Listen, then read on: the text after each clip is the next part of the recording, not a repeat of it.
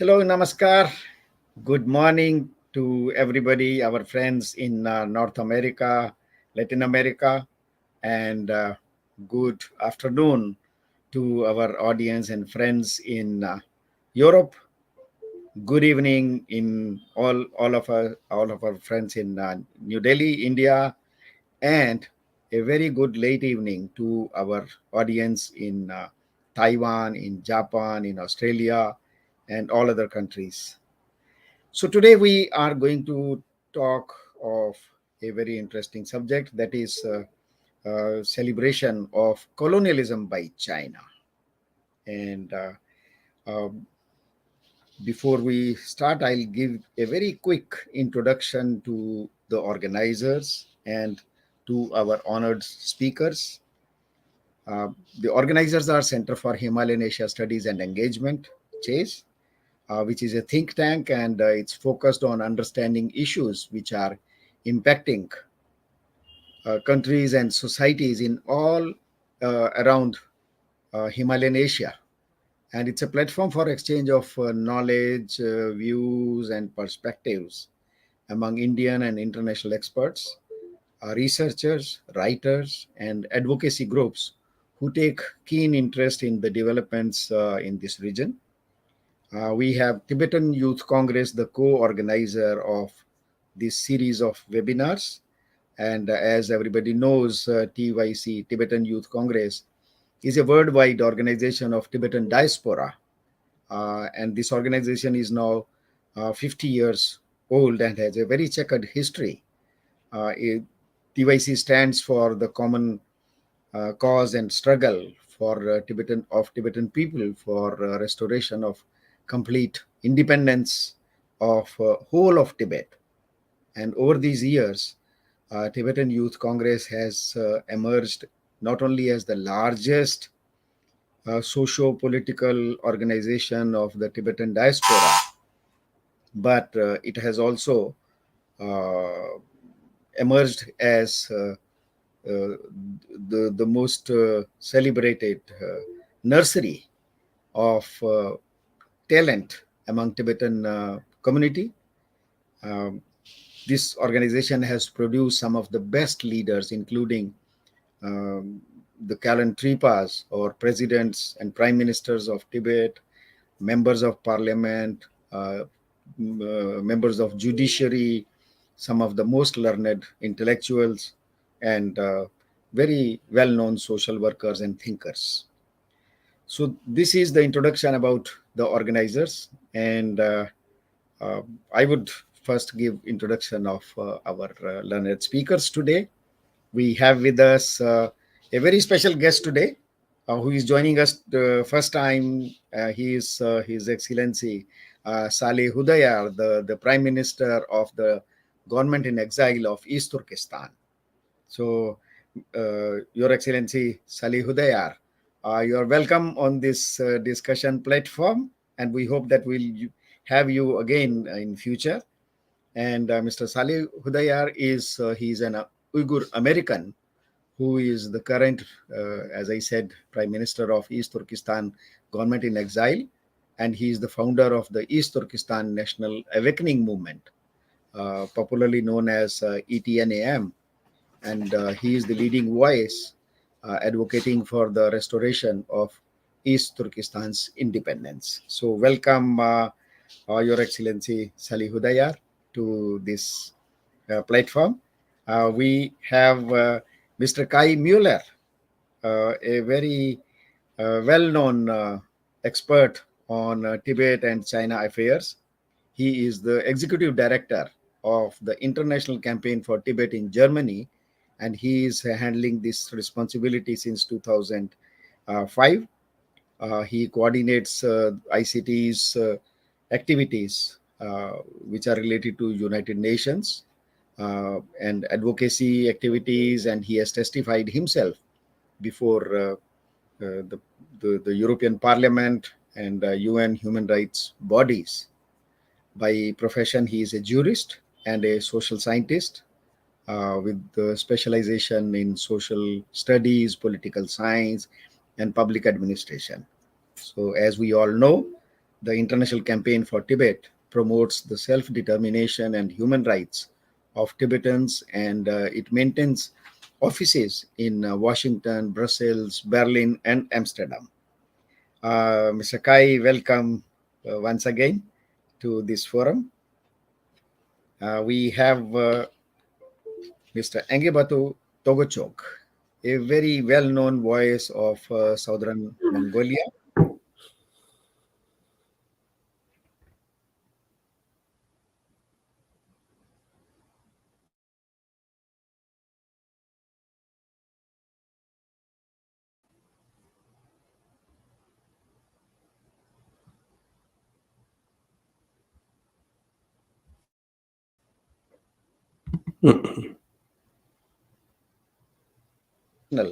Newsletter which is titled as Southern Mongolia Watch. And Mr. Ingebatu, he knows four languages: English, Japanese, Chinese, and Mongolian. He speaks these languages, he writes in these languages, and he edits uh, the newsletter. So, welcome, Mr. Ingebatu. Our other speaker is Mr. Gompo Duldup, the president of Tibetan Youth Congress. Today he is in the middle of a travel. Let us hope we can catch him at the airport. Mr. Gompo Duldup is he's a frontline political activist and a social worker of Tibet. He is quite deeply admired by the younger generation of Tibetan diaspora for his commitment to a free and independent Tibet. And he is, as president of Tibetan Youth Congress, he is also co-host of this series of webinars. Today he will be one of our speakers, and I hope he can join from the airport. So this is introduction of what we are going of the organization and speakers. The subject is the celebration of colonialism by China, which is a very serious subject. As we know, on in next 3 days, China will be celebrating its National Day on 1st October, when the Chinese Communist Revolution succeeded and they overthrew the nationalist government of Chiang Kai-shek. So since then, Chinese government and Chinese people celebrate this week as Golden Week holiday. They are celebrating it for a very special reason, because uh, it is being celebrated as the bringing in of communist revolution, the success of communist revolution in China, and the Chinese people and the Chinese governments have been celebrating it for one more reason, that the China got rid of, as they say, the century of shame. Because as we know, China has been a very, very small country, a divided country over the centuries, which was ruled by the Mongols and the Manchus, and many parts of today's China in the last century. They were colonies of Britain, uh, France, Germany, Portugal, etc., etc. And since China came into existence in 1912, China has been expanding itself by occupying other countries around. So it was a story just upside down. Earlier, China was a colonized country, and now China is occupying many countries. The very first was southern Mongolia, the second was Manchuria, the third was East Turkestan, fourth was China for Tibet, and fifth, as we know very recently, is Hong Kong. And now China is trying to occupy and colonize Taiwan also. So our question is that a country and a people who are so sensitive to the misdeeds and unfortunate aspects of colonialism, why the same country is celebrating colonialism, why it is occupying other countries, as I named, southern Mongolia, Manchuria, Tibet, East Turkistan, Hong Kong, and now it is eyeing on Taiwan. So today we are going to discuss issues related to this, and we will start with Mr. Engebatu Togochog. I'm very specially thankful to him because he suddenly had an engagement and he had to leave his place, but on our special request he agreed to join to remain in this forum. So thank you very much, Mr. Engebatu. So the floor is yours, and after you finish, please feel free to keep your other engagements. If you want to leave, uh, that's fine.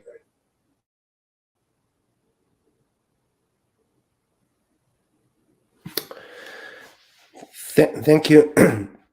Uh, Good morning, good afternoon, good evening to friends, listeners, and viewers in different time zones. First of all, thank you, Mr. Vijay Kranti, and your colleagues for organizing this special webinar and providing me with an opportunity to talk about China's colonial policies in southern Mongolia. As the Communist China is preparing to celebrate the 74th anniversary of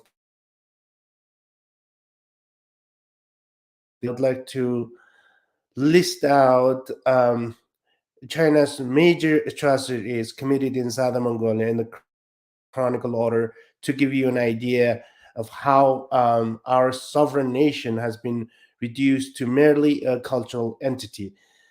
In 1949, soon after her establishment, China annexed southern Mongolia by force and called it Inner Mongolia Autonomous Region and promised the so called nationality autonomy. The same model was later used in Tibet and East Turkestan.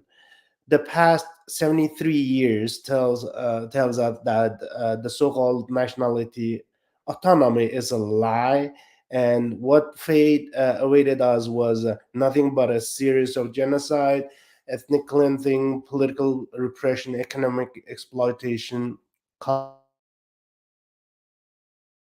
genocide. All these atrocities are planned carefully and implemented in a systematic manner.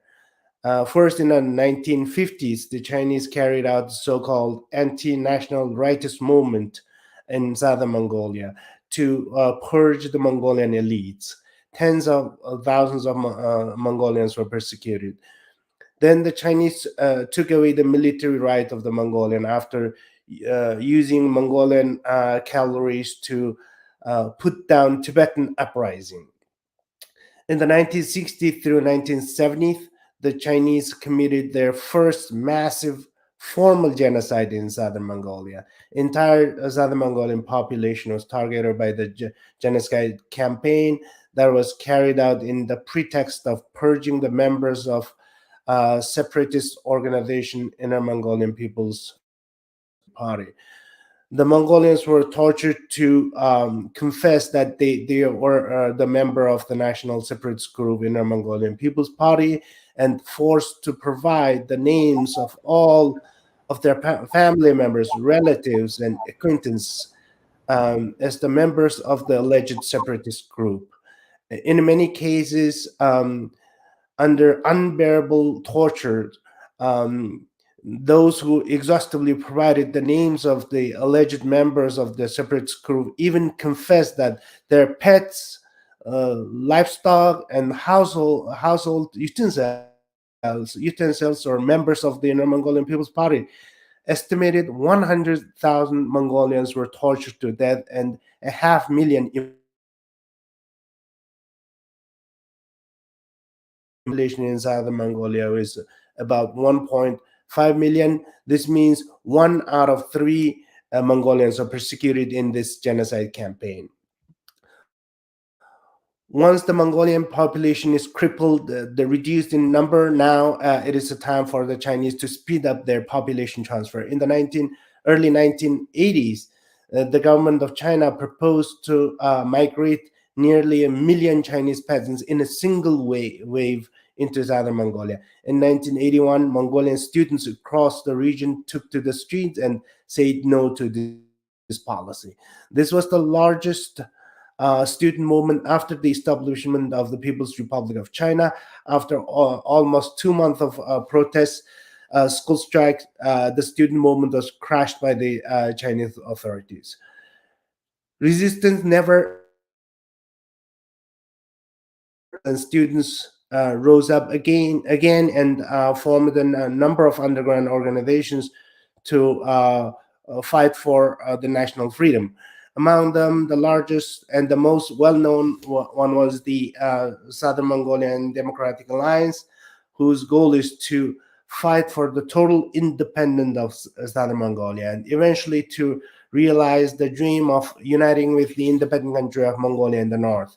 In the 1995, the Chinese government cracked down on this organization and arrested many of the leaders and members. Mr. Hada, president of the organization, was sentenced to 15 years in jail on charges of separatism and espionage.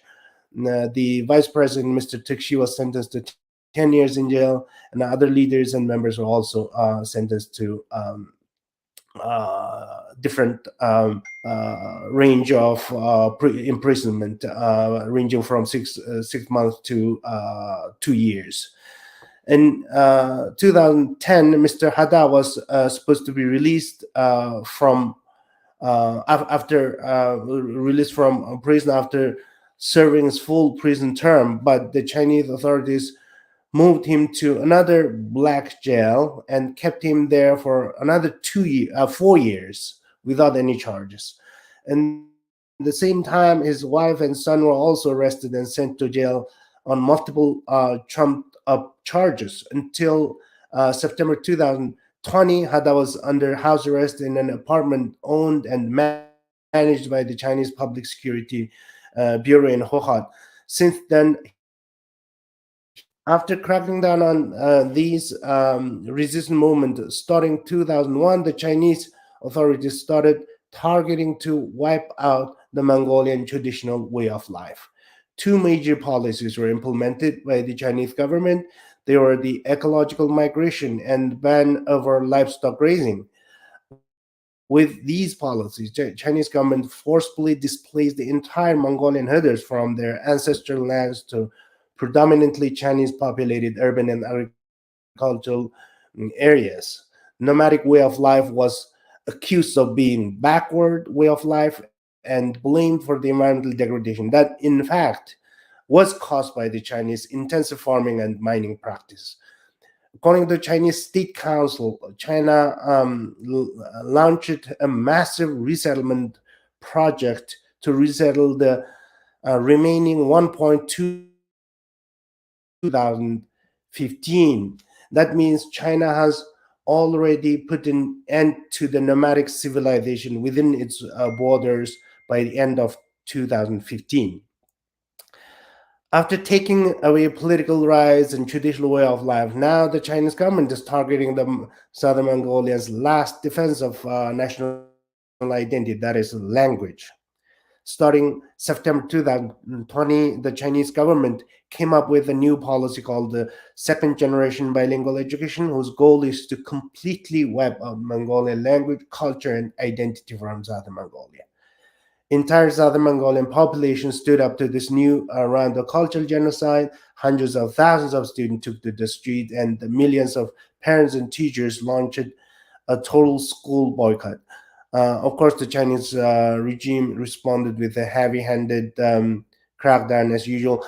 Um, we estimated more than 10,000 Southern Mongolians were arrested, detained, imprisoned, and placed under house arrest.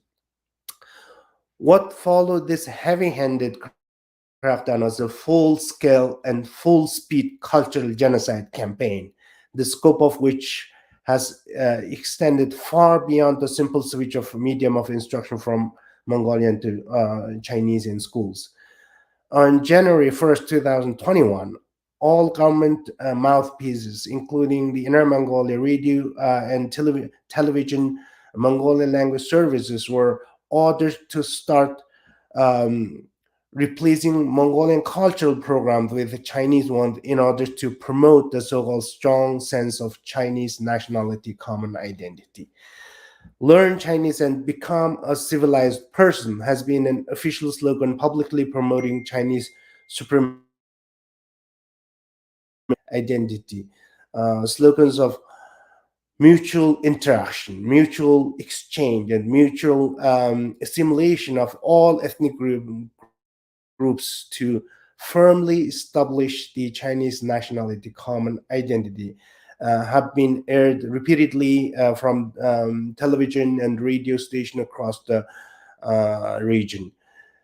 In a move to justify the total elimination of Mongolian language from the entire educational system in southern Mongolia, the Chinese National Congress announced recently that the education in minority language in local legislations stipulated is unconstitutional, according to the Chinese official press People's Daily.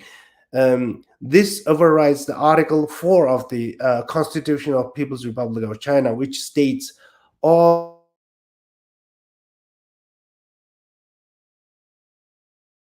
spoken and written language and to preserve or reform their own folkways and customs. The local authorities in the autonomous region reacted promptly to implement this directive.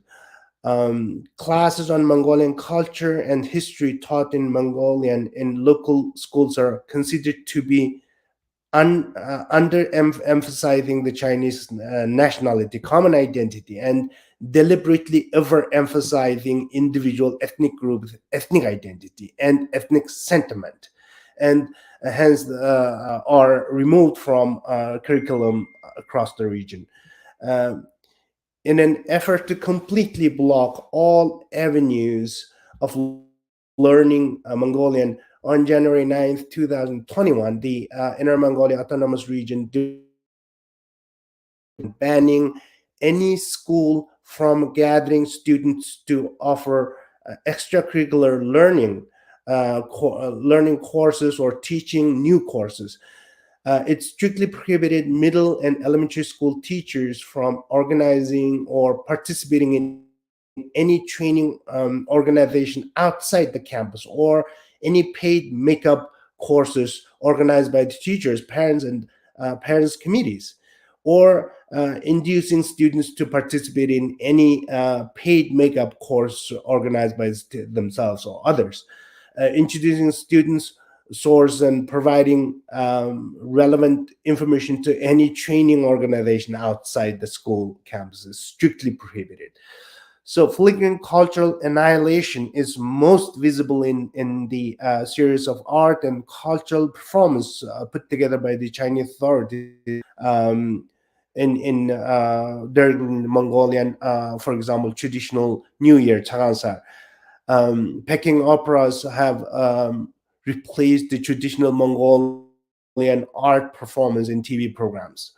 The most sacred Mongolian sites like Aba, a stone altar devoted to the worship of eternal sky and local god, have also been targeted by this campaign. Chinese traditional performers like younger dancers have frequently shown up on Aba sites to mock the Mongolian Aba ritual ceremonies.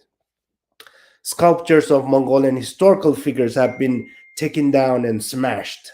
Signs in Mongolian have been removed from schools, buildings, streets, and parks. Mongolian publications are banned altogether, and Mongolian books are taken down from book printing and copy service on the street are ordered not to provide service of printing and copying any materials in Mongolian. Postal and the courier service are instructed not to deliver any Mongolian books and publications. On the official front, a region-wide intensive training program was launched. According to the Inner Mongolian News official website, the first session of the region-wide educational system special training for the firm inculcation of the Chinese nationality, common identity started on December 8th, 2020. Although the exact details of the training and the total number of the trainees remain unknown, the report confirmed that three-phase training program will be completed by end of the March 2021. A 47-page internal document entitled the Propaganda Pamphlet for Inculcating the Chinese Nationality Common Identity to Push for the Usage of Nationally Compiled Textbook and National Common Language Education was issued by the Inner Mongolia Autonomous Region Department of Education in January 2021. According to a trainee who asked not to be identified, all the lectures, discussions, reflections, and quiz are centered on this document. The frequently quoting Xi Jinping's remarks, the document urges the masses to communicate and train together, to take up the work of interfusing the feelings, to strive hard to create a social condition of living, learning together, working together, and then enjoying together, and urges all ethnic groups to accept the great mother country, Chinese nationality, Chinese culture, Chinese Communist Party, and socialism with Chinese characteristics.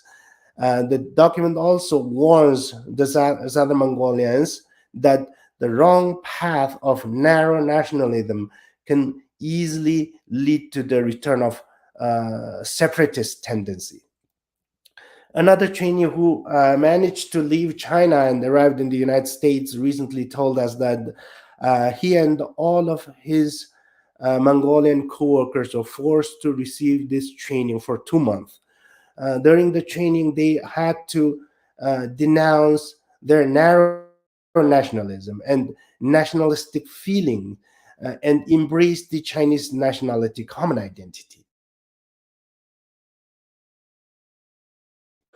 They were required to provide all of their social contact and the details of their social media activities to the authorities. Um, Toward the end of the training, they were forced to confess their supposed mistakes, including their past gathering where they wore Mongolian traditional clothes and sung Mongolian songs. Um, they were warned that these mistakes went against the spirit of Chinese nationality common identity. They had to answer multiple questionnaires designed to assess their ideological improvement. One of the questions the trainee said was, "How many Chinese friends do you have?"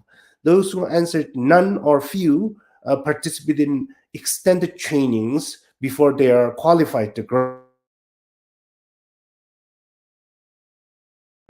Before the release, all trainees signed the paper promising all trainees signed a paper promising that they would not engage in any activities highlighting Mongolian characteristics or expressing Mongolian nationalistic feeling.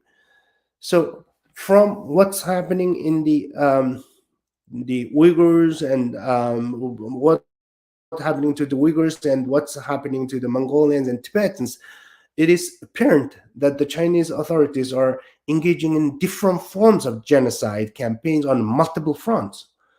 While in East Turkestan, millions of Uyghurs and other Muslim peoples are locked up in concentration camps in southern Mongolia, a full-scale cultural genocide campaign is taking place. In A similar campaign has been launched to eradicate unique Tibetan culture and religious belief. Whatever form the campaign may take, the ultimate goal of the Chinese authorities is the same: wipe out the language, culture, and identity of these three peoples and force them to adopt the so-called Zhonghua, or simply put, Chinese national identity.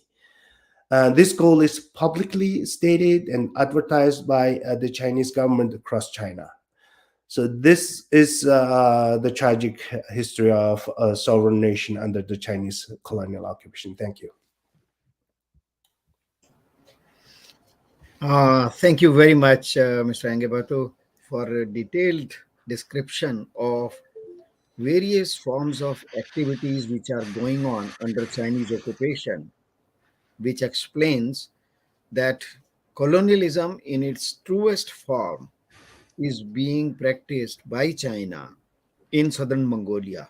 And when we hear our friends from East Turkestan or from Tibet, we discover that it is the same pattern and same kind of what you can call cultural genocide is going on. Thank you very much for giving these details. And now I will request our friend Mr. Kai Mueller of International Campaign for Tibet, who has who is a very special speaker in the sense that he has exposure to not only Tibet and other colonies of China, but he has been studying very closely how the Chinese system or colonialism is functioning in various colonies. And more than that, he has been a champion of all these uh, occupied countries, and he has been presenting the case of these countries before European Parliament and UN human rights various forums. So I will request him that in the light of what China is celebrating their national day, how does it how should we look at their actual conduct in their colonies? Thank you. So, Mr. Kai Mueller, floor is yours. Yes, thank you. Thank you very much indeed, Vijay Kranti, Tibetan Youth Congress, and Chase, the Center for Himalayan and Asian Studies, for having me today. And I think it's very timely, as you mentioned, discussion we're having today, not just because we are looking at October 1st, the anniversary of the founding of the PRC, but also we're looking ahead at the 20th Party Congress, which is set to begin on October 16 in Beijing. So quite two remarkable dates upcoming of high political significance, I guess, whereas we can say the 20th Party Congress will have some more significance because of Xi Jinping's aspiration to prolong his leadership at the helm of the Communist Party. Um, we are in this context, as said, it's very timely to discuss colonial rule in the context of state of affairs in Tibet, in East Turkestan, and southern Mongolia, indeed. And I would just like to underline and underscore how striking indeed the similarities are between, for example, southern Mongolia and Tibet, as just presented by Engelbatu Togushok. And it is indeed a program that aims at eradicating culture. It aims at eradicating distinct religious beliefs, at autonomous, self-determined ways of life, such as nomadism, language, and in particular how the state or the territory or their own people are being ruled. So the similarities are very striking, and I think that needs to be taken into consideration even more when by the global community. If we look at the policies of the CCP, it is not just East Turkestan, it's not just Tibet, it's not just southern Mongolia. It's all one interconnected policy, which articulates itself maybe in different ways and forms on the different territories, but it does have the same goal. Let me please allow to share some general observations before I would like to go a little bit into a more recent example from the ground in Tibet. I find it notable that the notion of colonialism vis-a-vis China's rule is becoming more prominent now. And I note that this discourse is not specifically originating from North America or Europe, but from Asia. I don't think this is a coincidence, as the West, from where I'm speaking from Germany, in my view, all too often has adopted the colonizing view of the colonizers.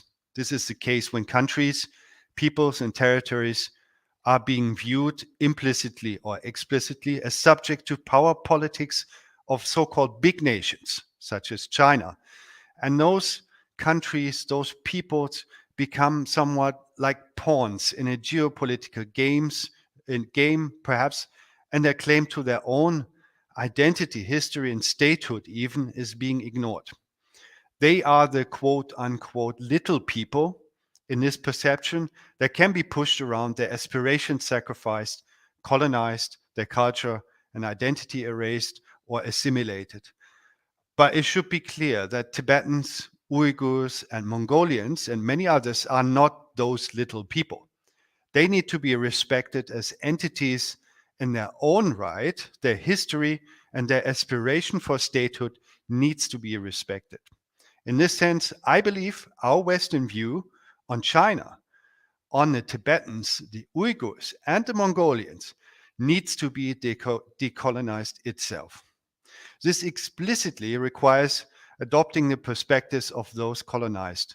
Decolonization, in this sense, does not only entail restoring justice for those colonized and accountability towards the colonizer, but also to decolonize the view on peoples that are ruled by others. Now, that being said, turning to Tibet, while I think my Tibetan colleagues are much better informed than myself, I would like to offer some observations still. I think what is missing in popular common understanding of Tibet today is the mode of governance applied by the CCP, plus quite specifically what its intention is, and perhaps most importantly, what does it to the objects of governance, the Tibetans. I think there are some quite specific observations to be made that are necessary for any observer to fully understand the situation. Now, I do not want to go into details of theories and doctrines of colonialism. Let's just use this very simplistic definition. Classic definitions of colonialism view it as a practice of domination, which involves the subjugation of one people to another. There is political and economic control over a dependent territory. Oftentimes, there's a population transfer to guarantee rule by loyal individuals, combined with a so-called civilizing mission as a rationale for the colonizers to reconcile the subjugation of another people. I want to recall here, and I cannot stress the importance of this report enough, a 1997 report published by the Unrepresented Peoples Organization, UNPO, entitled China's Tibet, the world's largest remaining colony. This detailed report, which was a result of an unofficial fact-finding mission to Tibet and Tibetan communities in exile, concludes with some astonishment. The PRC, a state which has been at the forefront of the struggle against colonialism and which has been a champion of colonized peoples, is today undeniably a colonial power itself. I quote from this report. China's rule over Tibet since 1951 has all the characteristics of colonialism in the real sense of the word.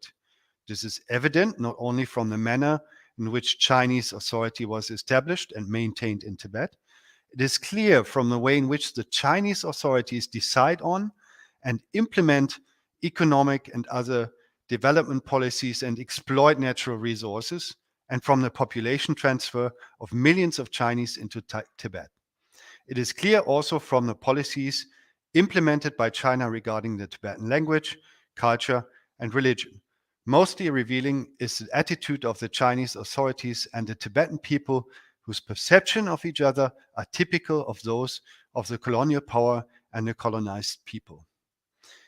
Now, from what we heard from Ingebar to Togoshok, I feel inclined to just exchange the word Tibet and Tibetans by southern Mongolia and Mongolians here. So it seems the same strategy, the same situation.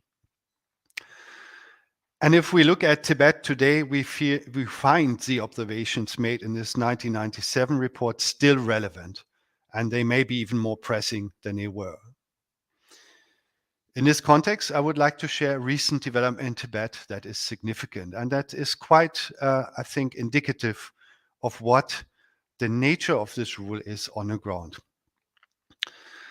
In a rare admission to the public, the municipal government of Lhasa on September 17, so just a week ago, admitted mishandling the COVID-19 outbreak in Tibet's capital since August 17, admitting the hardships caused to the public and the failure to provide adequate services. This statement, however, stopped short of admitting the failure of the zero COVID policy formulated by the Chinese Communist Party leadership in Beijing.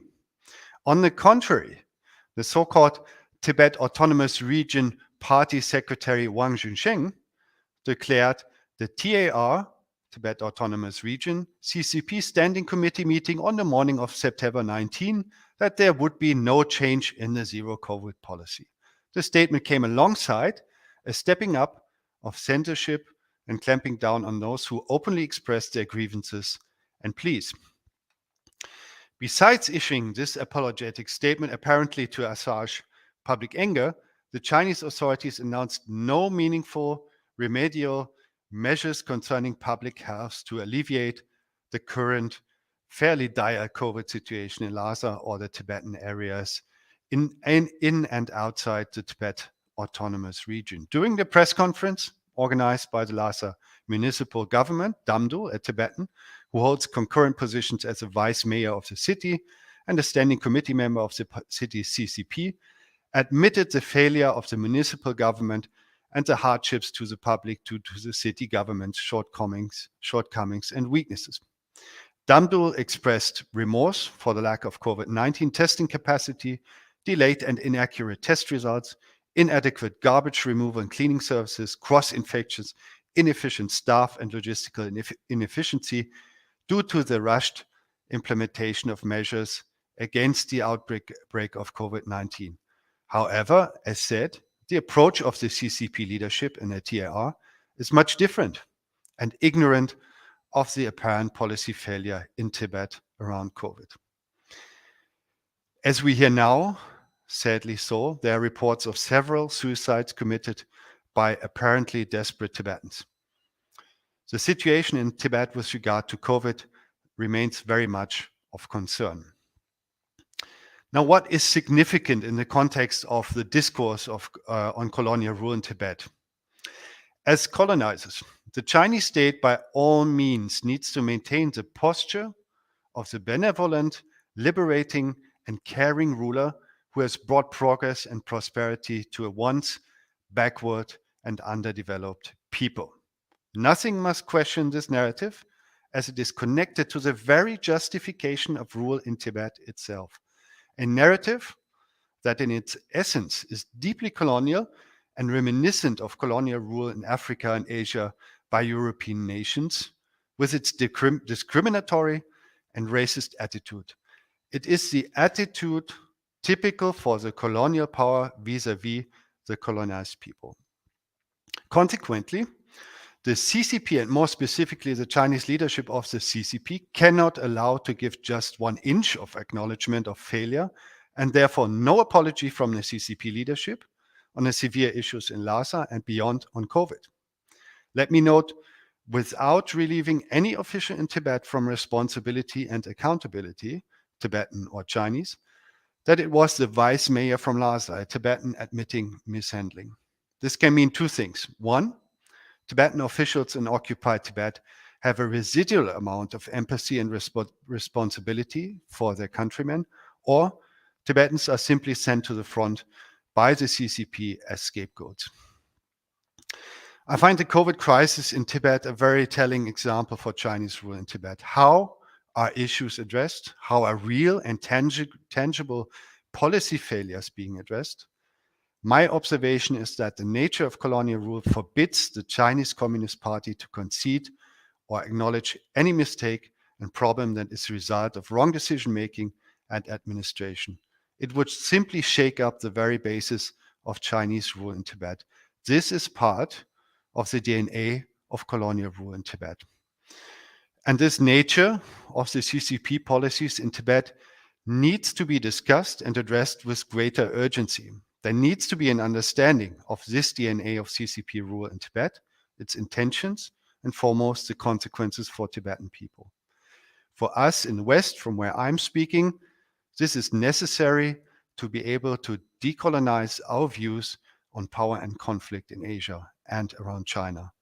I'm looking forward to hearing the presentations of the other participants of this webinar. I'd like to stop here. Thank you very much.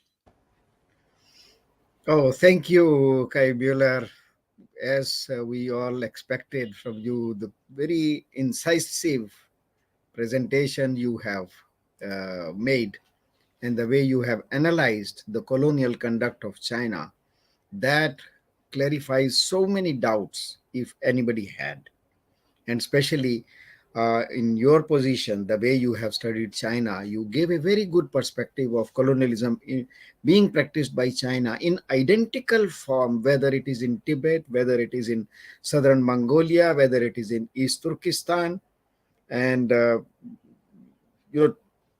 now when China is celebrating their national day, I think what you have said, it very clearly and in a very transparent manner, it exposes and it analyzes China's colonial conduct.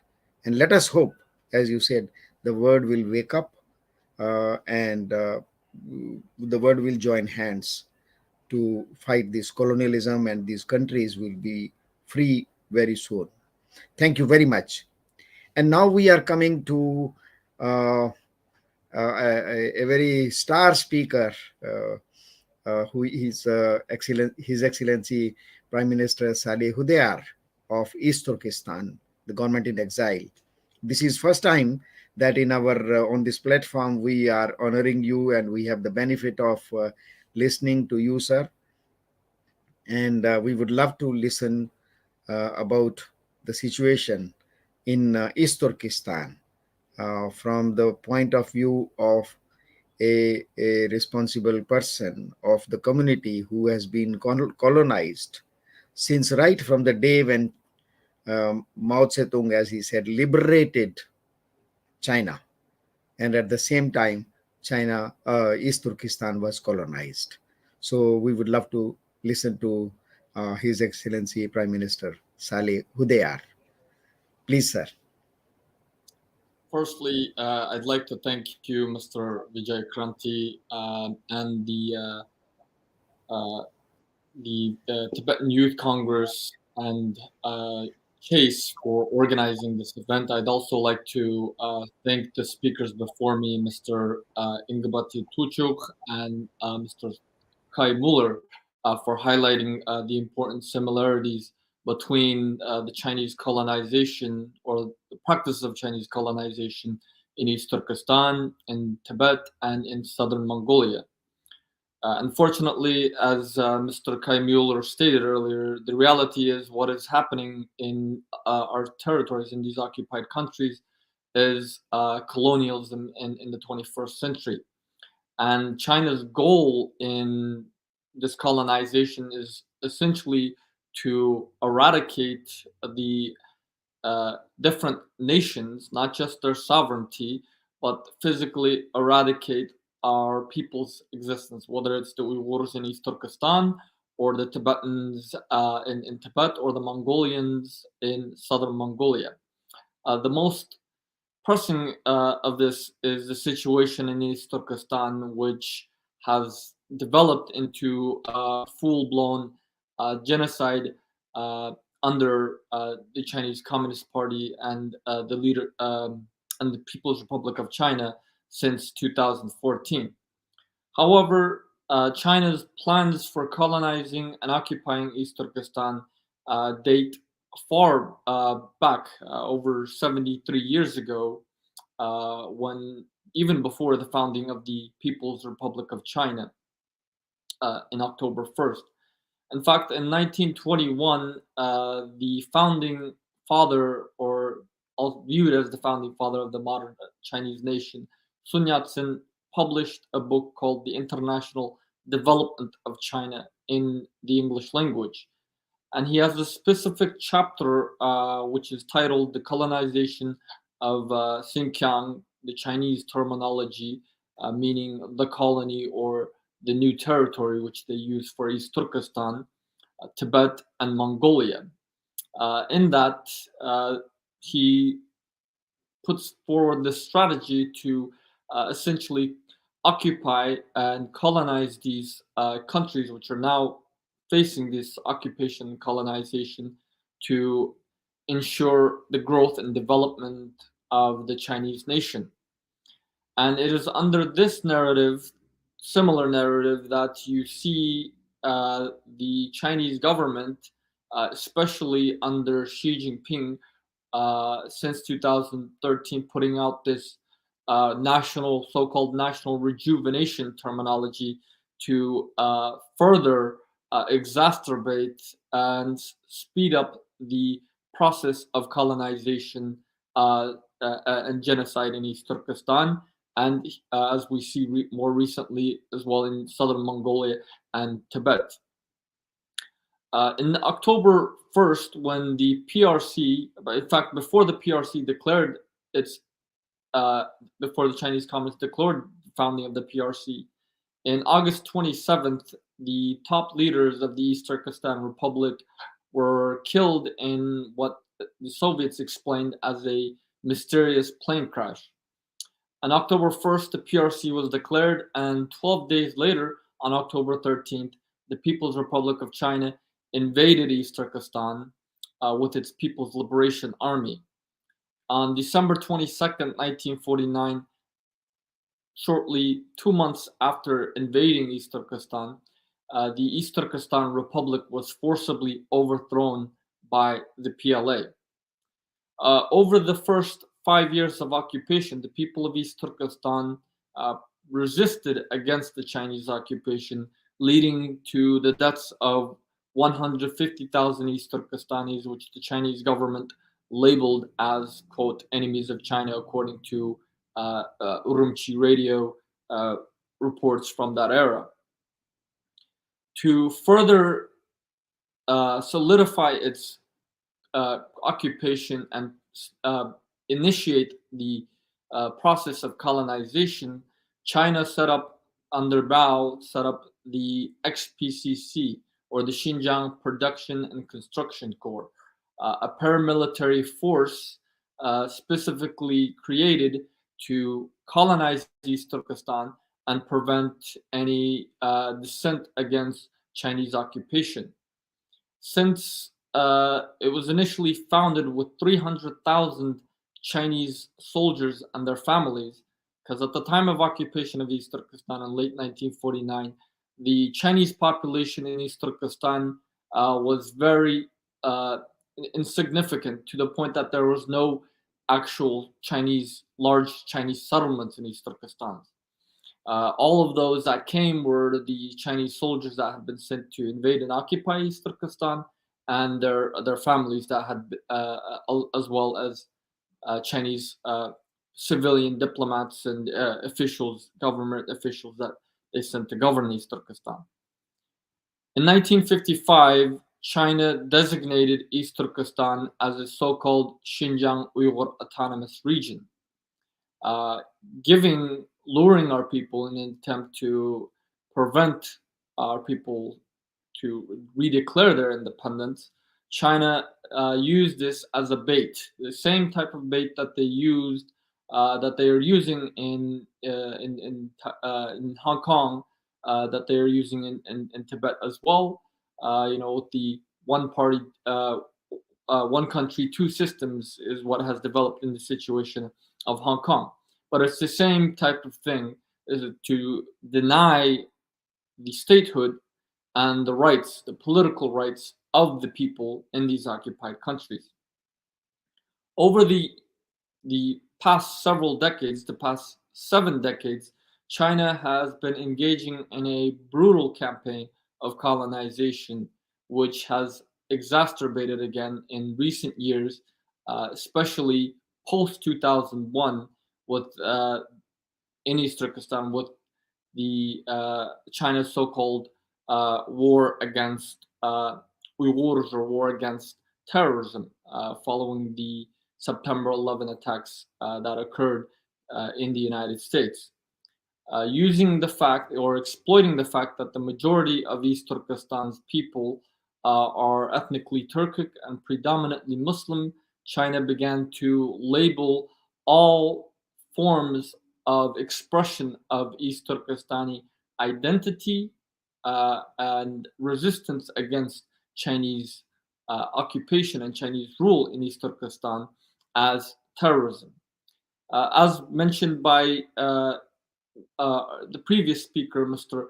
Inkbatuchuk, what's happening in southern Mongolia more recently in the past 2 years with the bilingual program. This was initiated initially in East Turkestan in 2003. The Chinese government introduced a so-called bilingual program targeting the teaching and usage of the Uyghur language in schools and in public areas like government offices. So they initially started by targeting our language. Then over the years, as China began to expand its colonization effort through the Westward Go West campaign, in which they settled millions of Chinese colonists into East Turkestan, again under the same, classical guise of colonialism, to quote, develop and modernize. This is the terminology that they use to legitimize and justify its campaign of colonization in East Turkestan, stating that they are bringing modernization and development into East Turkestan, and that they are uplifting our people from poverty. When in reality, East Turkestan's people, the native peoples of East Turkestan, the true owners of East Turkestan, have been driven into further poverty. They have been marginalized, not just politically, but economically and socially. The Chinese colonists are the only ones that are benefiting from the so-called modernization in East Turkestan, while the rest of our people are being driven into extreme poverty and systematically eroded by the Chinese government. Following the rise of Xi Jinping in 2012, in 2013, Xi Jinping unveiled achieving the Chinese dream narrative and national rejuvenation. Under this, China felt that East Turkestan was its utmost priority, given the fact that East Turkestan borders 10 different countries, including China, and that it was the most restive in the sense that there was an ongoing push by the people of East Turkestan to reassert their national independence. And so, in what the Chinese government calls for a security campaign to ensure Chinese rule in East Turkestan, the Chinese government under Xi Jinping began to essentially mass intern millions of Uyghurs, Kazakhs, and other Turkic peoples starting in May 2014. In May 2014, the Chinese government launched a so-called People's War on Terrorism, which was the expansion of their so-called fight against the three evils. The three evils meaning extremism, separatism, and terrorism. And these are all sick euphemisms that the Chinese government uses to deny, to demonize, for example, in the sense of extremism, religious piety towards their own faith by the people of East Turkestan. In terms of national separatism, the Chinese government tries to demonize East Turkestan's the East Turkestani people's claims to their statehood, claims to their own unique national identity, and their struggle to regain their independence as so-called national separatism. As far as terrorism, China's government defines all acts, whether it is peaceful or violent, carried out by Uyghurs and other Turkic peoples to resist Chinese rule in East Turkestan, to resist the Chinese state, as an act of terrorism. So since 2014, the Chinese government began to lock up millions of Uyghurs, Kazakhs, and other Turkic peoples into concentration camps, using excuses such as having a beard. For many people, having a beard, simply as long as this, was viewed as a sign of extremism and terrorism by the Chinese government. Or speaking, telling people to speak, telling your children to speak in your own mother tongue was also viewed as a sign of extremism and separatism by the Chinese government. Urging people not to smoke cigarettes or drink alcohol, which in any normal society was actually is beneficial for health to not do this. The Chinese government again viewed this as signs of extremism, terrorism, and separatism. Having family overseas, or having traveled overseas, having ever held a passport, all of these were used as excuses. And even having children, more than 2 children, was seen as a sign of extremism by the Chinese government. And in fact, a certain percentage, over 1/4 of the people that were sent into these concentration camps over the years were sent because they violated so-called family planning policies. And this is the biggest component of China's campaign of colonization and genocide in East Turkestan, by preventing births amongst our populations, to prevent the growth of our nation.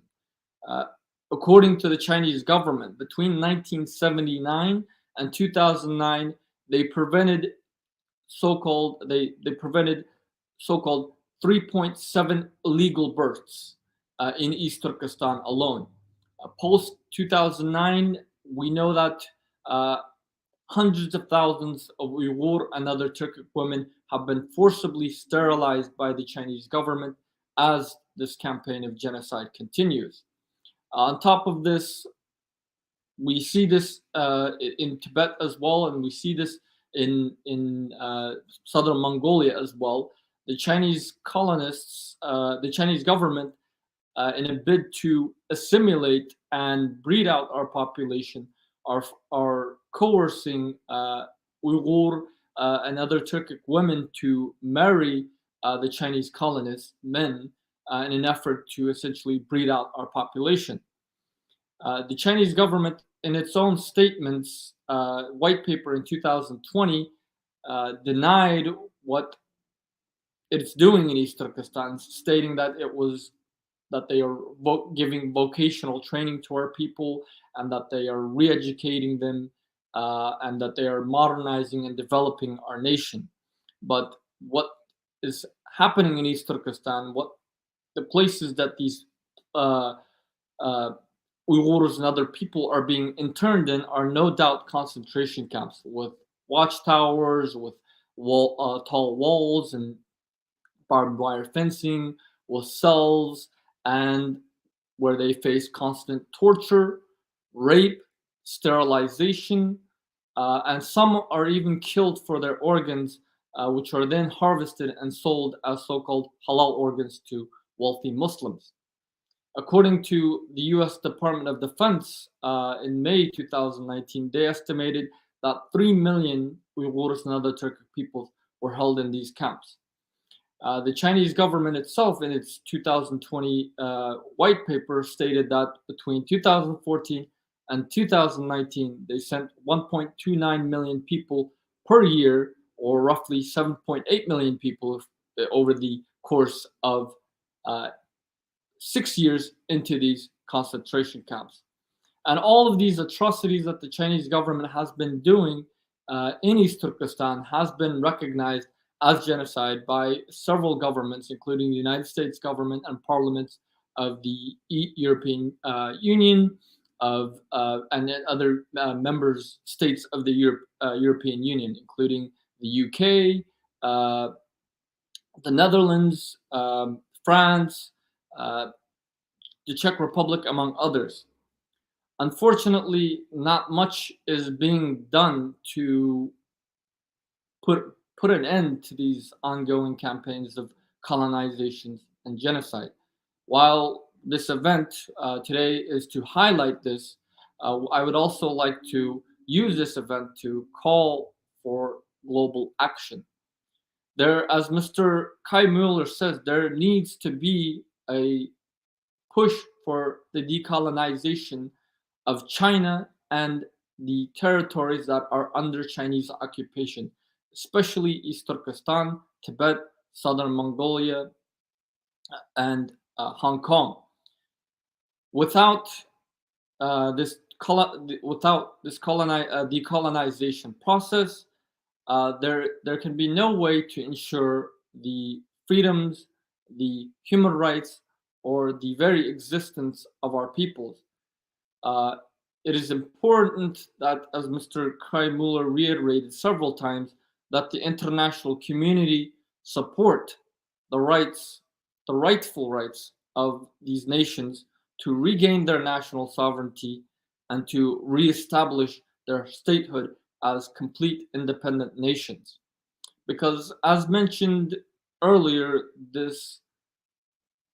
sadly, what's happening over the past 100 years or the past 73 years is not something that is unique simply or something that is unique only solely to the Chinese Communist Party.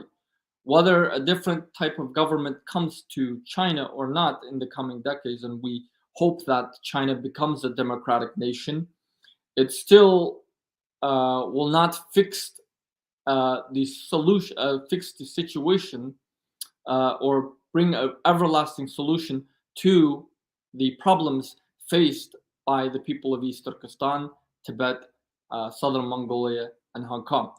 So, in this perspective, it is important that calls for decolonization be made by member states of the UN, especially countries like India and others in Europe, to make this call and push for the decolonization of China and to implement the UN Declaration on Decolonization and the UN Declaration on granting independence to colonized peoples and nations. I want to end here by briefly highlighting what some of the recent things that are occurring in East Turkestan. As mentioned by Kai Mueller, we see that the Chinese government is using the pretext of maintaining no COVID or COVID lockdowns to essentially, in a systematic fashion and systematic and deliberate fashion, to starve our people to their deaths. In East Turkestan alone, in Gulja, on just one day of last week, on September 15th, 22 people starved to death in Gulja because the Chinese government deliberately prevented food and medicine from reaching these people. And sadly, this situation is still continuing. And as Mr.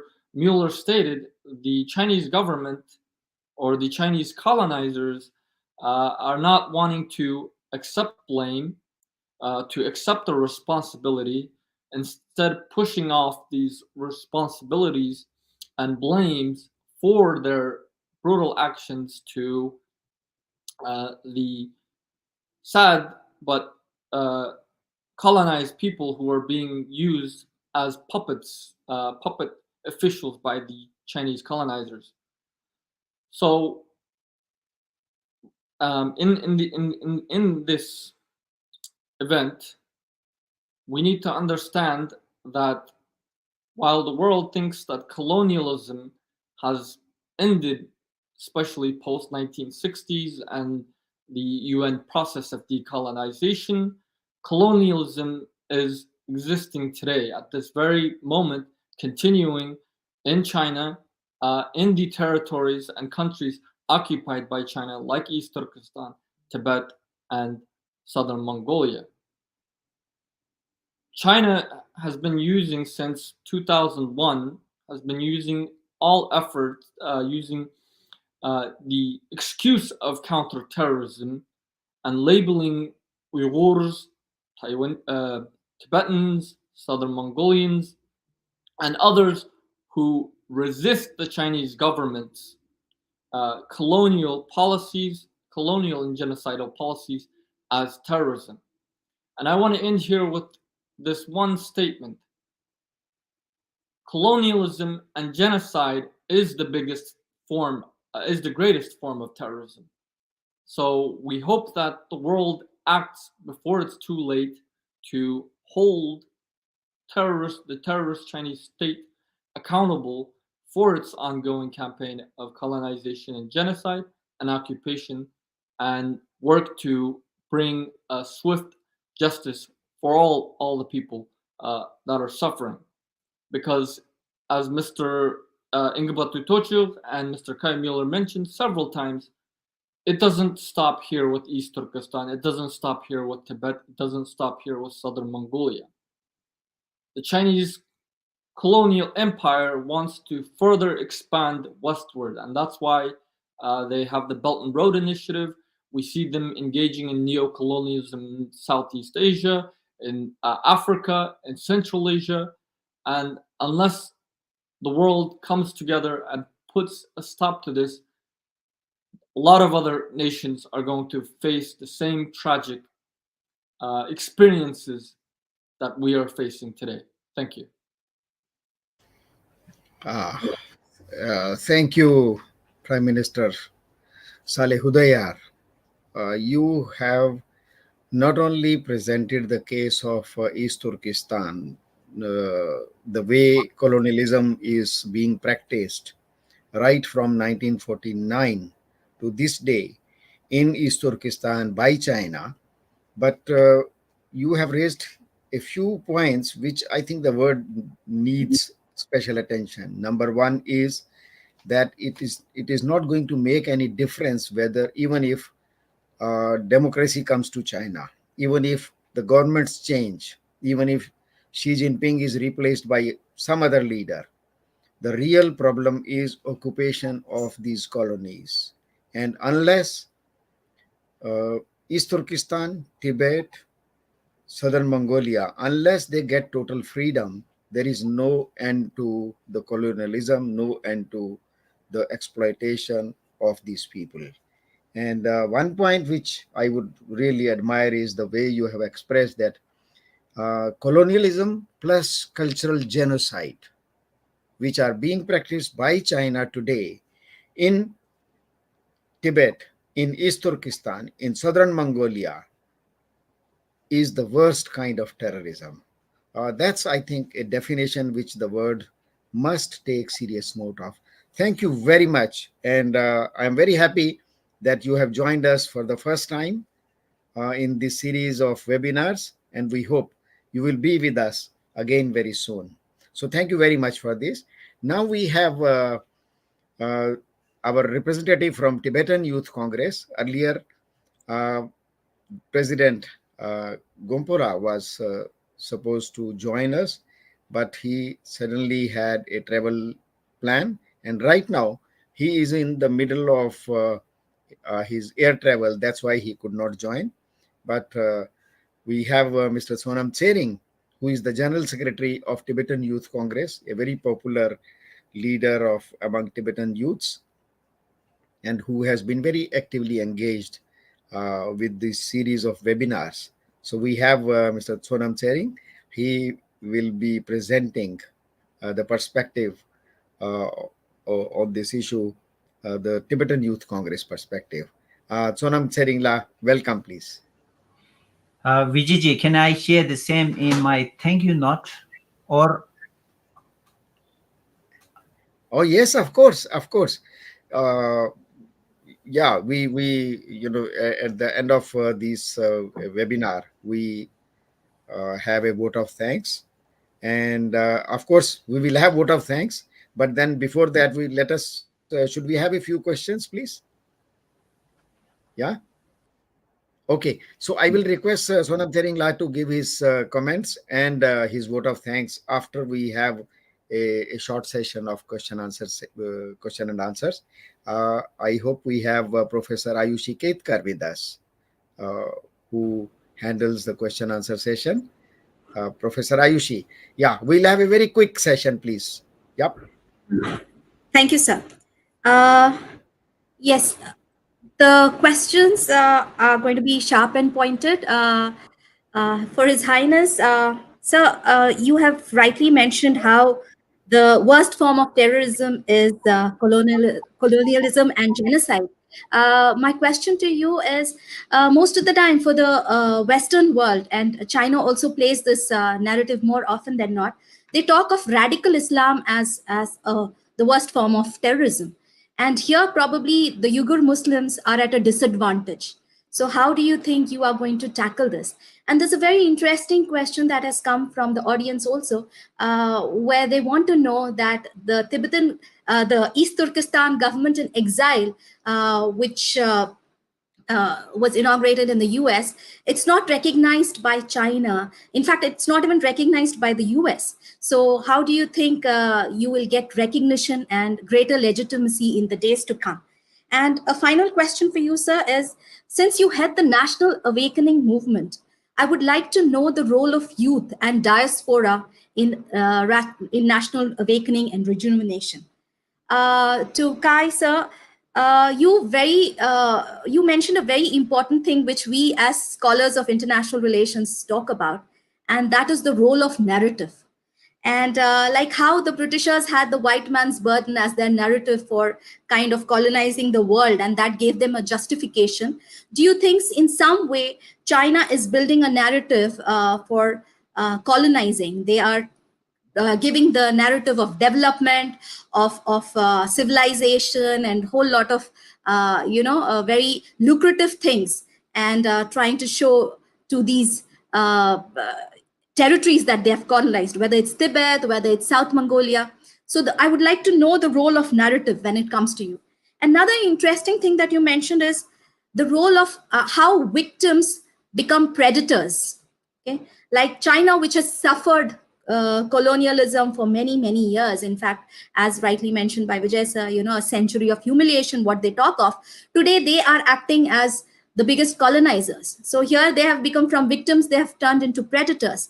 So how, this transformation or lack of sensitivity and how it plays a role in political colonization, because it begins with cultural annihilation, and from cultural annihilation, it moves to complete breakdown of the machinery of the socio-economic political machinery of the colonial state. So I would like your comments on these two issues.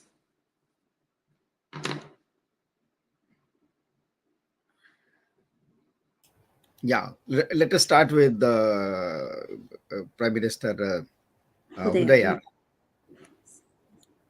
Yes, I think you had three questions, so I'm going to answer them as quickly as possible, one by one.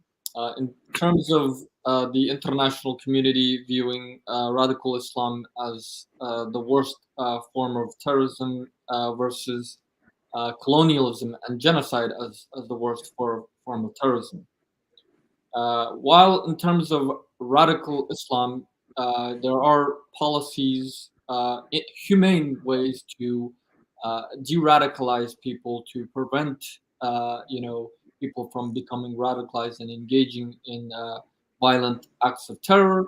In terms of colonialism, it's very difficult to stop the Chinese state, or this mentality without uh, international action at a whole level. And while radical Islam, it might target, specific sects or groups or pockets of society, colonialism and genocide, targets the entire nation, or in our case, entire nations. In the case of East Turkestan, Tibet, Southern Mongolia, and so forth. And in terms of the situation that is in East Turkestan, so China uses the excuse or the false pretext that it is fighting against radical Islam or terrorism or extremism in East Turkestan. When in reality, if you look at the history of East Turkestan and the religion that is practiced, or the forms of Islam that is practiced in East Turkestan, the people in East Turkestan practice a very liberal form of Islam. And they're not, they're not violent or radicalized or extreme in their religion as you can see it in other parts, whether it's in Afghanistan or in Pakistan or in some parts of the Middle East. This, of course, is just the tool, pretext that the Chinese has used by taking advantage of the fact that majority of the people in East Turkestan are predominantly Muslim, and secondly, that there is a war that is being waged against terrorism and radical Islam as viewed by many, and so China is exploiting that. But that does not give any country to, whether it's China or anyone, to use the excuse of targeting radical Islam or radical anything to engage in a systematic campaign of colonization and genocide, targeting tens of millions of people. Coming to your second question, in terms of the East Turkestan government in exile and its status, unfortunately, because of the geopolitical situation and the lack of many countries to fully even acknowledge East Turkestan as East Turkestan, because of, again, aggressive Chinese diplomacy and other economic and diplomatic relations with China. Yes, the East Turkestan government in exile and East Turkestan as a whole has very difficulty in obtaining recognition, but it's something that needs to be done. Like our colleagues at the Tibetan government in exile, many governments, China doesn't recognize the Tibetan government in exile, so we don't really care if the colonizers and occupiers recognize us or not. Whether they recognize us, whatever, that's not really important, so long as we and our people recognize ourselves, and that supporting nations and allies in the world recognizes as such. Even in the Tibetans, they have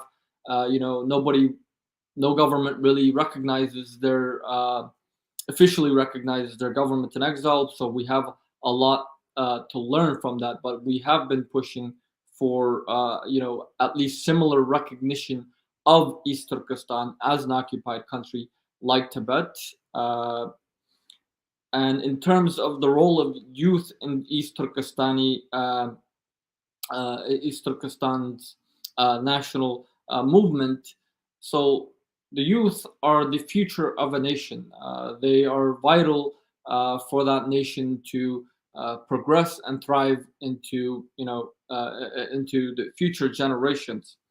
And historically, the youth, East Turkestani youth, have played a very vital role in creating and leading organizations to resist Chinese colonization and occupation in East Turkestan, whether that is within East Turkestan or outside of East Turkestan in our diaspora communities, especially in the case of those in East Turkestan. In fact, many of the organizations that were created in East Turkestan to resist Chinese colonization and occupation were created by very young Uyghurs, less than that have not even reached full age of adulthood, or even the age of 25.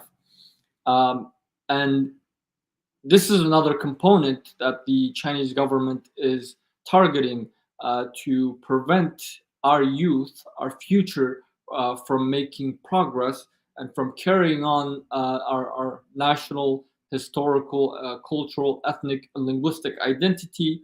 The Chinese government, as part of its campaign of colonization and genocide in East Turkestan, has forcibly separated over 850,000 children from their families, sending them to state-run orphanages and boarding schools to be indoctrinated as loyal Chinese citizens, to where they are taught that they are not Uyghur, but rather Chinese, that they are not, that they to be essentially raised as atheist, loyal Chinese citizens, loyal to the Chinese state, deprived of their culture, their language, their heritage, their religion, and so forth. So it's vital that the youth, as in the case of the Tibetan Youth Congress, when we founded Etnam, we wanted to do something in similar to Tibetan Youth Congress, to mobilize our youth across the globe to spearhead our calls for national independence, to our calls to restore East Turkestan's independence. And in the past several years, we have been quite successful, to where new movements have erupted across our diaspora community, being led by young people. We have more engagement by the youth, who are, especially in the diaspora community, fluent in various different languages in their host nations, and who we believe will be able to continue and successfully carry out our struggle to restore our national independence.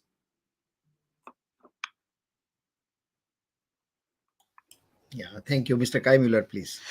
Yes, thank you.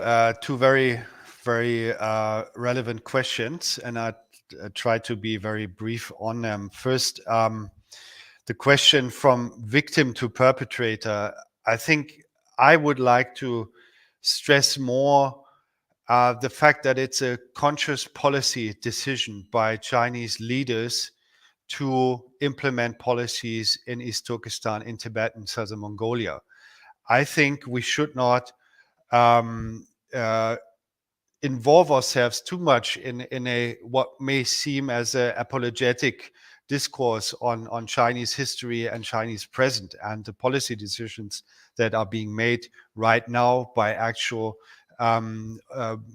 CCP leaders, by the government. So I would like to stress rather on the fact that they cannot, the Chinese leaders cannot excuse themselves with the past for what they are doing right now, because it's a concrete policy decision, conscious one. The role of narrative, I think it's tremendously important, because as we know, the Chinese government is willing to sacrifice even important interests, strategic interests of theirs, in order to maintain or in order to protect narratives. One example is the Chinese-European Investment Agreement, which, as you know, is on hold, negotiated in 2020, then to be ratified by the European Parliament. This hasn't happened so far because the Chinese government has responded to sanctions by the EU in early 2021 because of the situation in East Turkestan, with their own counter sanctions, which included the sanctioning of one entire European Parliament committee. So it must have been clear, and I think they were pretty clear about the consequences, meaning the European Parliament, of course, stating as long as China sanctions one of our bodies, we are not going to be able to ratify this very investment agreement with the Chinese government. So much was at stake.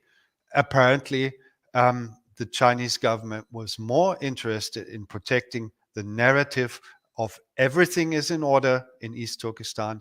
There are no problems, no issues at all with regard to our policies. So that should be really notable.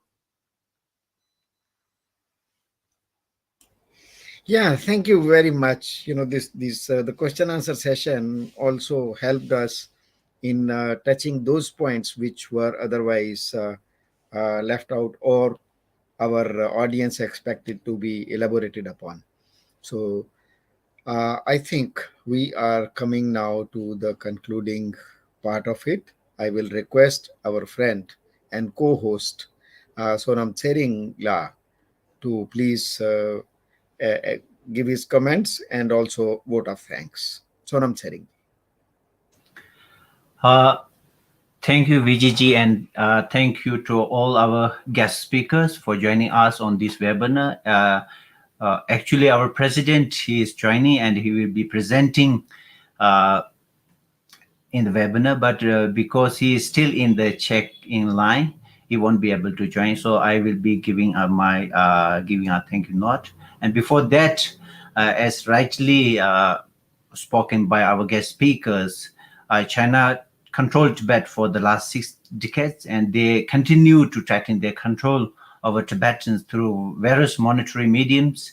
And there were reports coming out from Tibet that the Chinese authorities are conducting a mass DNA collection drive without the consent of Tibetans. And this development that clearly indicates that the tightening of the technological surveillance is upon the Tibetans.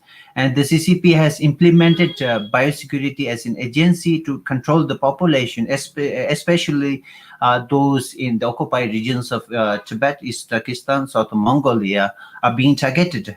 And since from the COVID outbreak in Tibet, the COVID cases continue to rise, and many Tibetans are coming out into social media and airing their frustrations against the Chinese government for failing to provide healthcare facilities and adequate meals for people detained under the guise of COVID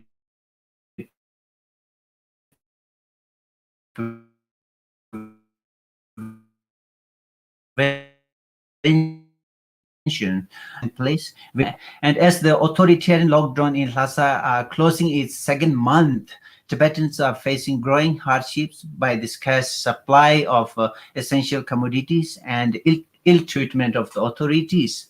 And many Tibetans have reportedly been detained for merely sharing COVID-related photos and videos online amid the harsh implementation of the Chinese government zero COVID policy.